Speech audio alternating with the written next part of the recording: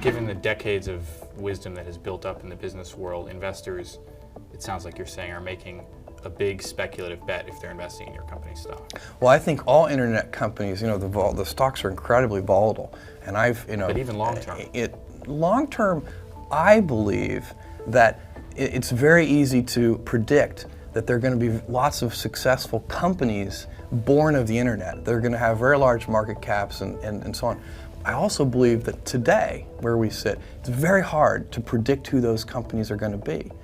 So you can make bets on these things, and I think that Amazon.com, if we're not one of those important, lasting companies born of the internet, we will have nobody to blame but ourselves, and that we will be extremely disappointed in ourselves. But there are no guarantees. It's very, very hard to predict. If you go back and look at the companies created by the PC revolution, in 1980, you probably wouldn't have predicted the 5 winners. The 5 biggest winners. There have been lots of winners, actually. So this space is a little different, and brand name may mean more, and there's some increasing returns kinds of things may mean more. But I believe that if you can focus obsessively enough on customer experience, selection, ease of use, low prices, more information to make purchase decisions with, if you can give customers all that, plus great customer service, and with our toys and electronics, we have a 30-day return policy. If you can do all of that, then I think you have a good chance, and that's what we're trying to do.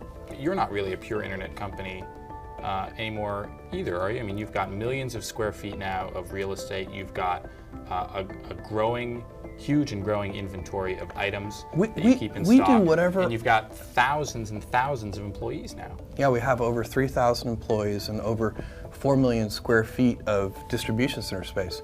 And those are things I'm very, very proud of, because with that distribution center space and half a dozen distribution centers around the country, it allows us to get product close to customers so that we can ship it to customers in a very timely way, which improves customer service levels. That's what we're about. If there's one thing Amazon.com is about, it's obsessive attention to the customer experience, end to end.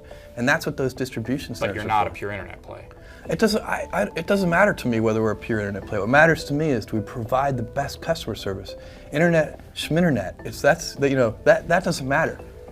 Well, but it does matter to your investors to know whether they're investing in a company that No, they should be investing in a company that obsesses over customer experience. In the long term, there is never any misalignment between customer interests and shareholder interests. Well, that's the same argument that somebody at Walmart would make as well, wouldn't they?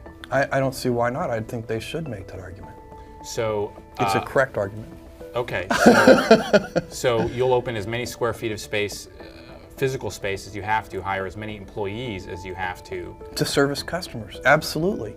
And we'll do it as rapidly as we can. That's a very cost-intense proposition. Not compared to opening an equivalent network of retail stores. So if you open a bunch of chain stores, look, when we open a distribution center, we're opening places that may have, where we may pay 30 cents a square foot for a lease, instead of paying $7 a square foot, which you might pay in a high-traffic retail area.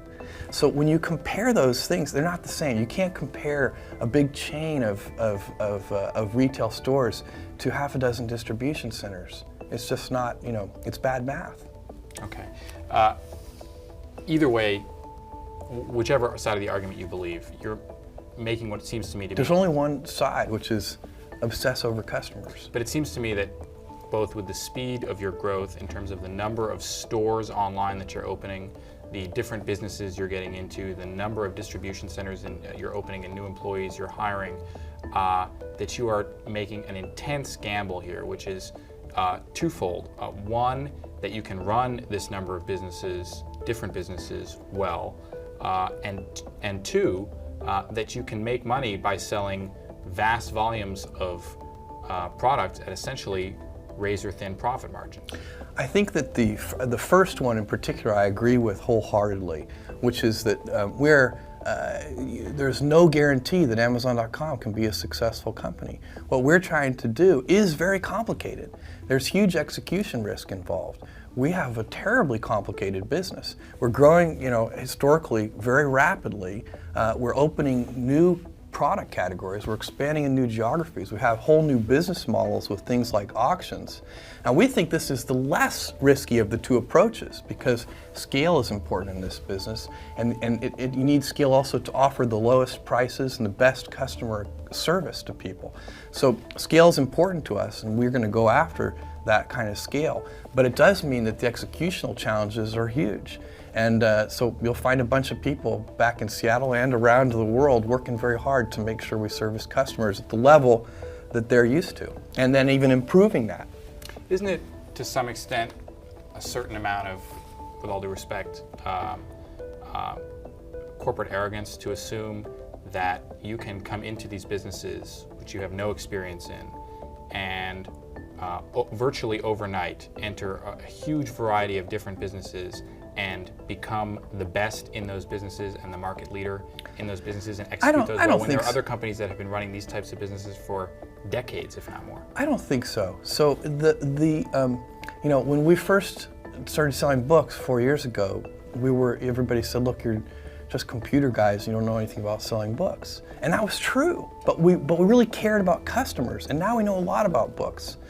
And when we first started selling music, people said the same thing, but we hired the right people. So we don't do this in a vacuum. We go out and hire the best industry experts in each of these categories.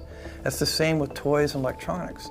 So, we take this very seriously. We take the commitment to the customer very seriously, and we're not about to release something or announce something before it's ready.